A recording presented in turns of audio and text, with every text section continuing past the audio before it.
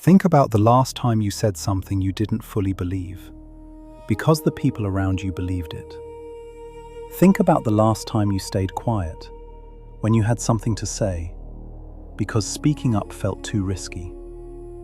Think about the last time you changed what you were wearing, what you were listening to, what you were willing to admit in public, because of the group you were in. You told yourself it wasn't a big deal, but something in you knew it cost you something. That wasn't weakness. That wasn't insecurity. That was one of the oldest and most powerful drives in human biology, doing exactly what it was built to do. And once you see it, you won't be able to unsee it. Welcome back to Decoded.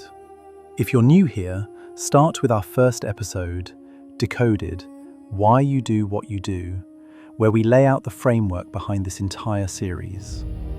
The core idea is that underneath all human behavior are ancient biological drives called primal hungers.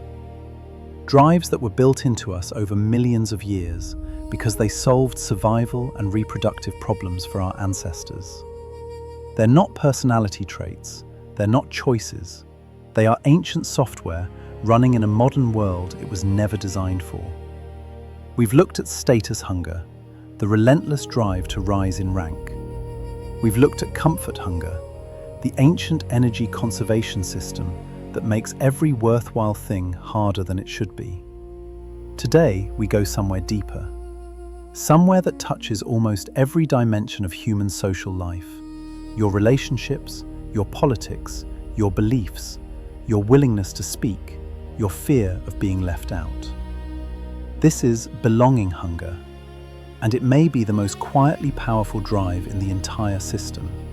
To understand why this drive is so powerful, you need to understand what exclusion meant for your ancestors. Humans are not fast. We are not strong. We don't have claws or venom or natural armor.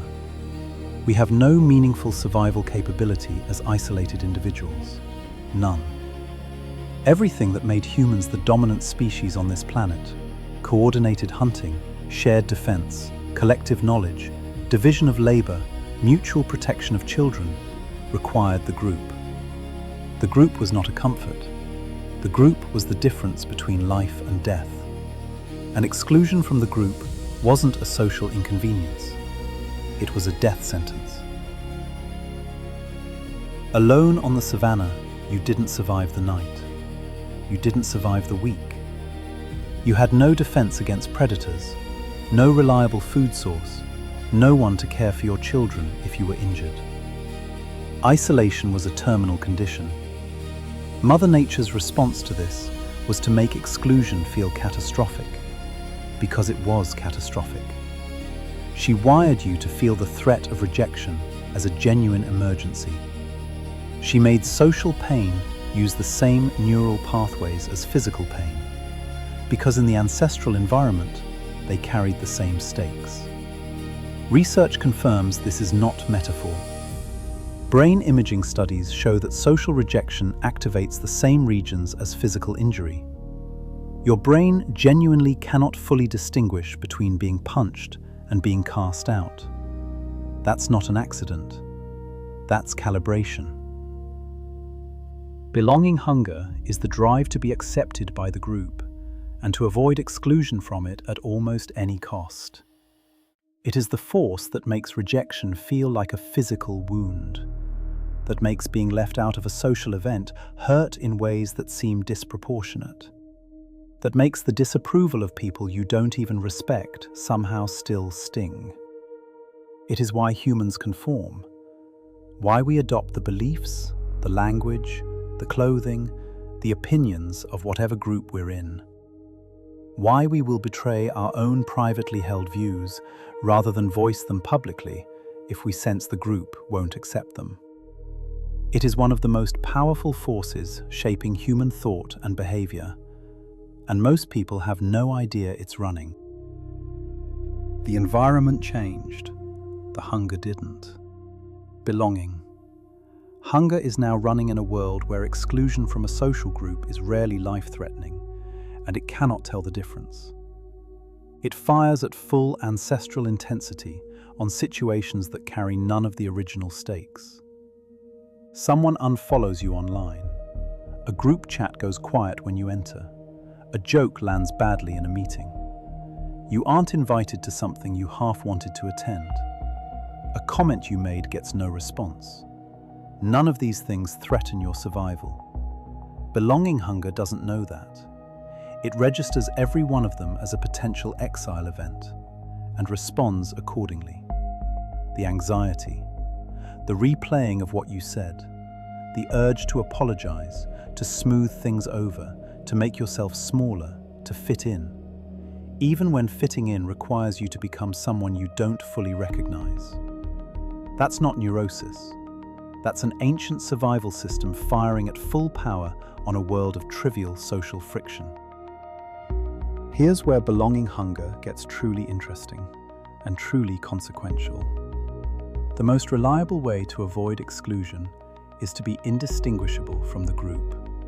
Same beliefs, same language, same acceptable opinions, same tribal markers.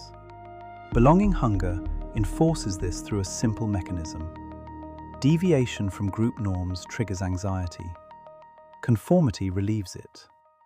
Which means belonging hunger is not just driving your social behavior, it is actively shaping what you think, or more precisely, what you're willing to say you think. And over time, what you're willing to say you think becomes what you actually think.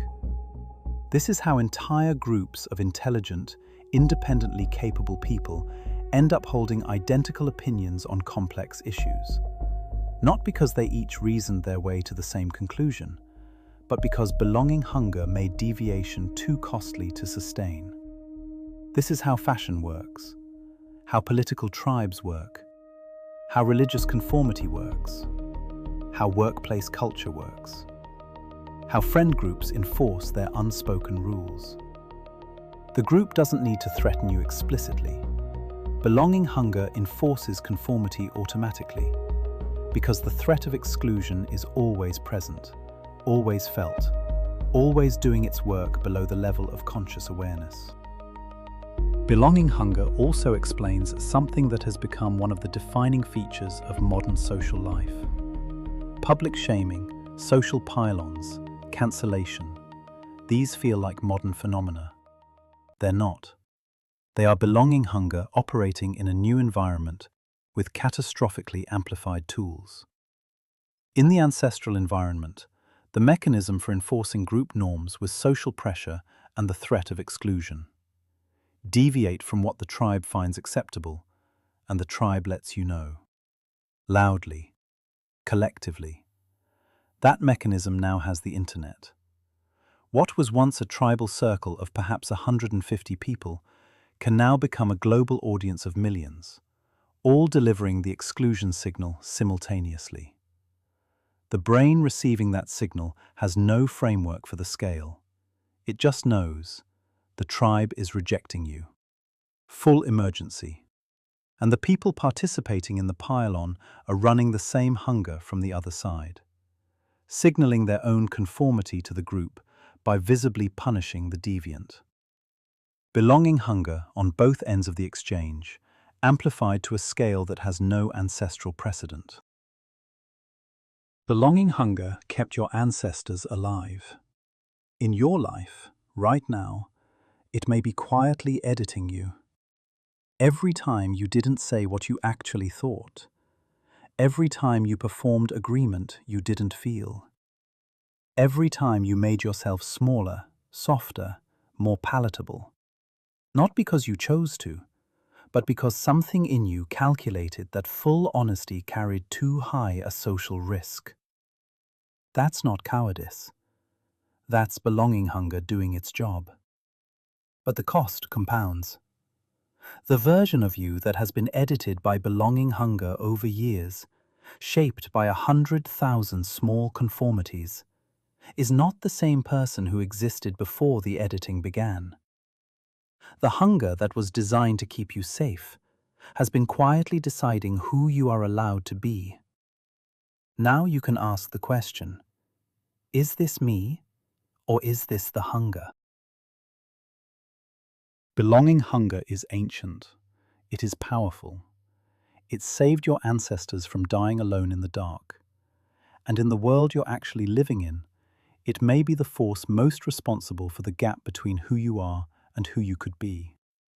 Not through dramatic crisis, through the slow accumulation of moments where fitting in won over standing out, where safety won over honesty, where the group's approval mattered more than your own. That's what Decoded is here for. Not to make you feel bad about being human, but to show you the machinery, so you can stop being run by drives you didn't know you had. Next episode, we go one level deeper, into a hunger that operates not at the level of the group, but at the level of the individual bond. The specific, powerful drive to find your people within the group, the ones who truly have your back. Alliance hunger. And why the absence of it may be the defining loneliness of modern life. If this landed for you, share it with someone who needs to see it. Once you see it, you won't be able to unsee it. Please subscribe, and thanks for watching.